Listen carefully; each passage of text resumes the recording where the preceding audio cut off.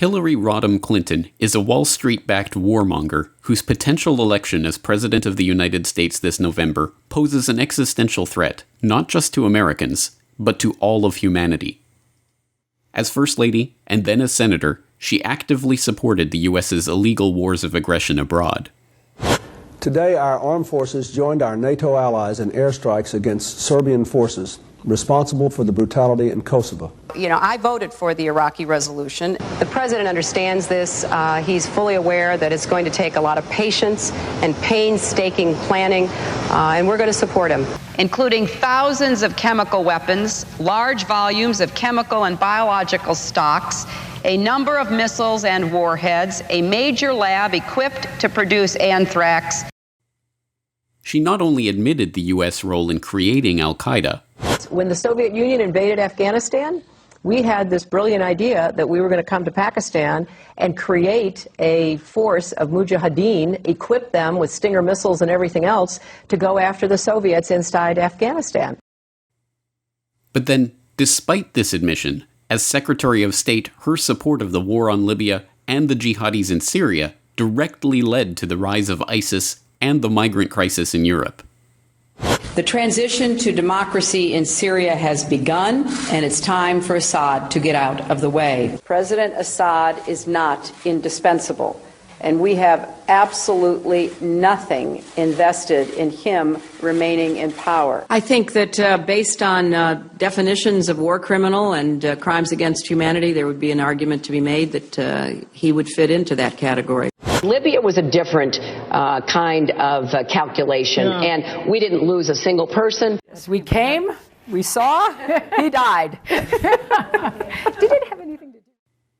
She was the one who announced the U.S.'s so-called Asia-Pacific pivot that has seen more U.S. military forces being placed in the Asia-Pacific as a direct military threat to China. And we look to the Asia-Pacific region, as we have for many decades, as an area where the United States is uniquely positioned to play a major role. The United States is not ceding the Pacific to anyone. And she has stated in no uncertain terms that Russia and Iran will be militarily targeted in a Clinton presidency, and that the nuclear option is, as always, on the table. And we will make sure the Iranians and the world understand that the United States will act decisively if necessary, including taking military action. There will have to be consequences for any violation by Iran, and that the nuclear option should not at all be taken off the table. That has been my position consistently. And Russia has to support the international community's efforts sincerely or be held to account. That Russia and China will pay a price because they are holding up progress, blockading it, that is no longer tolerable. And unlike her many, many political statements of convenience that are merely a reflection of whatever is most politically acceptable at the moment. Do you think New York State should recognize gay marriage? No. No. Okay. I support marriage for lesbian and gay couples. I represented Wall Street as a senator from New York, and I went to Wall Street in December of 2007, before the big crash that we had, and I basically said, cut it out. Quit foreclosing on homes. Quit engaging in these kinds of speculative behaviors. Now, who's exactly to blame for the housing crisis? I think there's plenty of blame to go around. Home buyers who paid extra fees to avoid documenting their income should have known they were getting in over their heads. I take a backseat to no one when you look at my record and standing up and fighting for progressive values. I get accused of being kind of moderate and center. I plead guilty. We went through a thorough process to identify all of my work-related emails. The lawyers doing the sorting for Secretary Clinton in 2014 did not individually read the content of all of her emails, So that the emails were immediately captured and preserved. There was no archiving at all of her emails. We can be assured that these threats of potential nuclear world war by Clinton are not idle threats. A future Clinton president would be assured of a like mind in the new Prime Minister in the UK, who has stated in no uncertain terms that she is willing to launch a nuclear strike that would kill hundreds of thousands. Let me congratulate the Prime Minister on her new role. But can we cut to the chase? Is she personally prepared to authorise a nuclear strike that could kill 100,000 innocent men, women and children? Yes.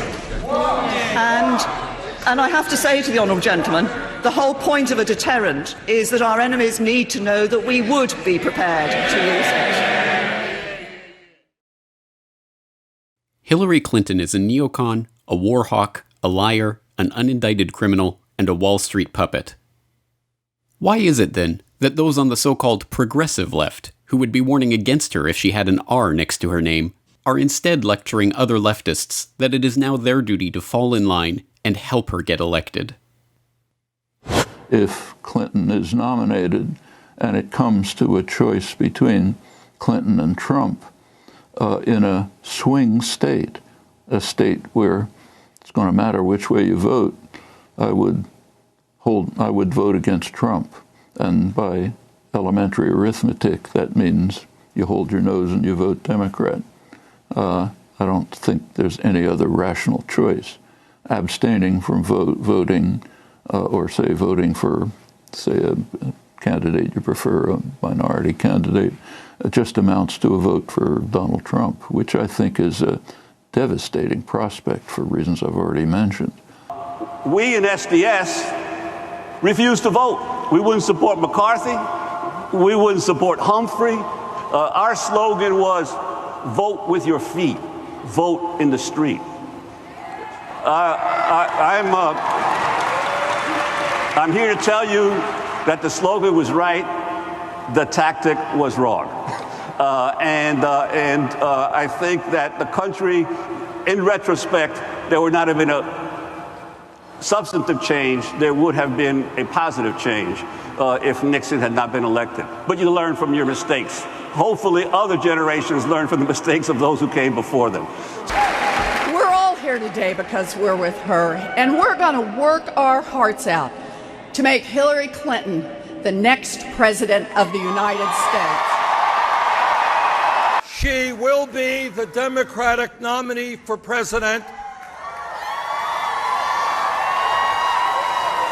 And I intend to do everything I can to make certain she will be the next president of the United States. The message here is as clear as it is predictable and disappointing.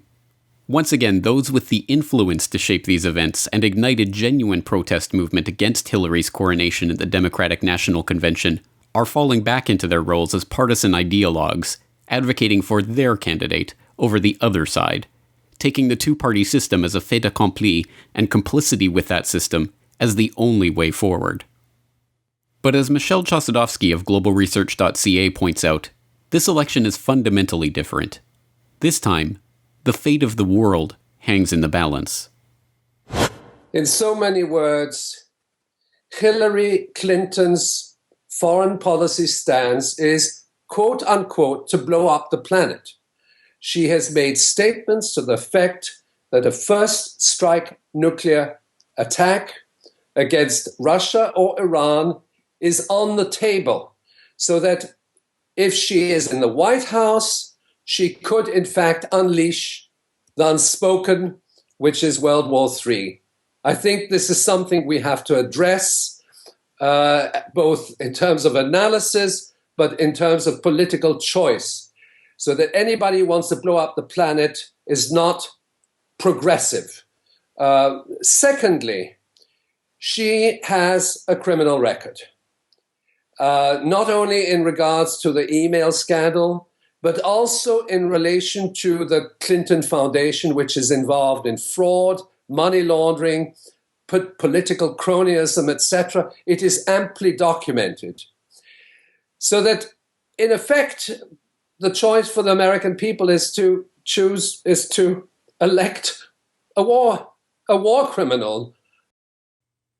Too many people become attached to the personality of these political personas, or fixated on the D or the R after their name. This clouds their judgment and stops them from seeing their policies and agenda for what they really are. As Diana Johnstone, author of Queen of Chaos, The Misadventures of Hillary Clinton, points out, Hillary is best understood not as a person, but as the instrument for the think tanks, Wall Street financiers, and other connected insiders who want to embroil the United States in more illegal wars and plunder the country and its people even further. I mean, Hillary to me is not even an interesting person. She is simply a shallow, ambitious woman who has decided to make herself the instrument of the Washington think tank persuasion, and is using that to pose as a great expert on world affairs, to be elected as president. She simply is the embodiment of all that is terrible in American foreign policy that has developed over the past decades. It is no hyperbole to say that the election of Hillary Clinton as president this November would be one of the greatest tragedies in the history of the United States, and perhaps the world.